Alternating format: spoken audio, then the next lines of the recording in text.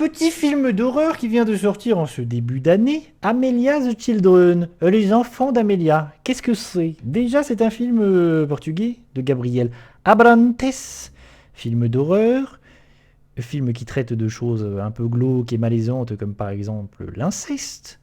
Quelle est l'histoire de Amelia the Children? On suit un jeune homme qui a été abandonné et du coup a été adopté et qui cherche à retrouver ses origines.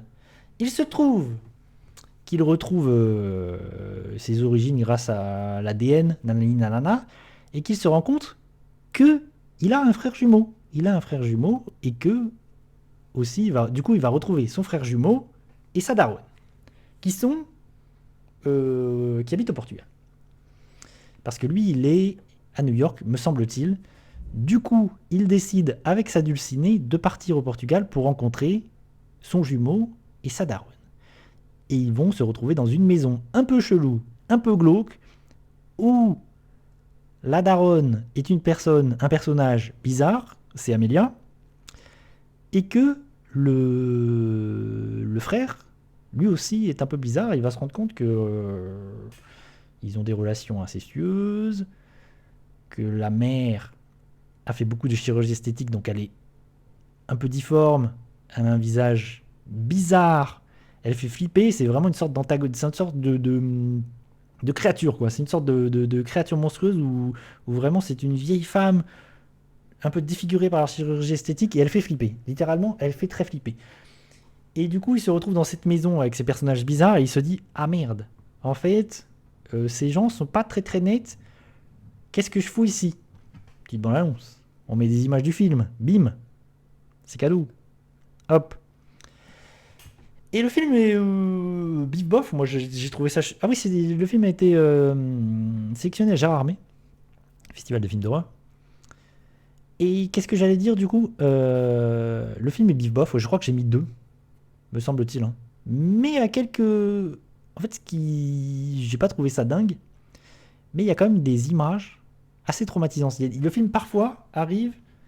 Par exemple, il y a une image dont je me souviens assez traumatisante où tu vois du coup cette mère comme d'un certain âge faire l'amour avec son fils et il y a un plan comme ça, il y a une scène comme ça où bam tu le vois ça et c'est assez traumatisant. Et donc en fait on est sur un personnage qui est une sorcière. Bon, je spoil un petit peu mais balèque. Peu importe. C'est une sorcière qui va manger ses enfants pour en fait garder la jeunesse éternelle. C'est ça l'idée. Du coup, en fait, elle tue. Je crois que c'est ça. Elle tue ses enfants filles. Elle les mange pour la jeunesse éternelle. Et elle va s'accoupler avec ses enfants garçons, me semble-t-il. Je crois que c'est à peu près ça. Et du coup, c'est ça le projet du film.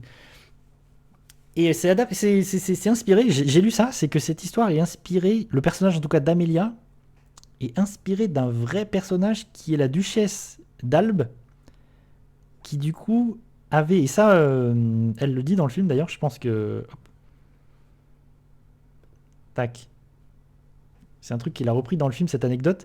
C'est que la duchesse d'Albe, elle a un portrait d'un de ses ancêtres peint par Goya.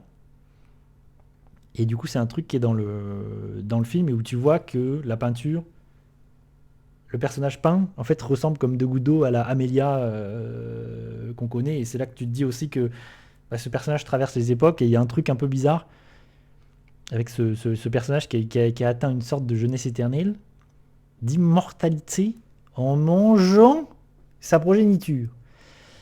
Là où moi je trouve qu'on se fait un peu chier, c'est que le film, il met quand même. Ça, c'est le problème de beaucoup de films d'horreur. Je trouve, de petits films d'horreur, c'est que souvent, ça met 4000 ans avant qu'il se passe quelque chose. Vraiment, ça prend un temps infini, je trouve, souvent, avant qu'il se passe quelque chose. Et on s'ennuie quand même un petit peu, surtout qu'on nous dépeint des personnages pas très intéressants. C'est pas foufou. D'ailleurs, il y a une actrice, l'actrice qui joue la dulcinée du personnage principal qui retrouve son jumeau et sa mère. C'est une actrice de Atypical et pendant tout le film, je me suis demandé où je l'avais vue.